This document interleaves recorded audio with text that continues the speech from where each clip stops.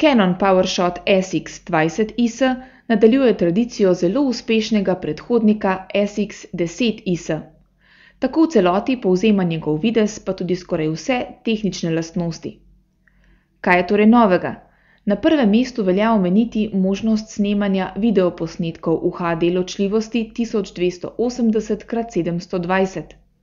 Čeprav ne gre za polno HD ločljivost, je slika na HD televizorju dovolj ostra, da zadovolji tudi zahtevnejše oko.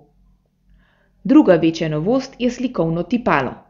Medtem ko je v predhodniku imelo 10 milijonov točk, se PowerShot SX20IS zdaj ponaša z 12 milijoni. Vse ostalo ostaja bolj ali manj nespremenjeno, vključno z optično stabiliziranim 20-kratnim zoom objektivom, ki se preračunano na Leica format razteza od 28 do 560 mm.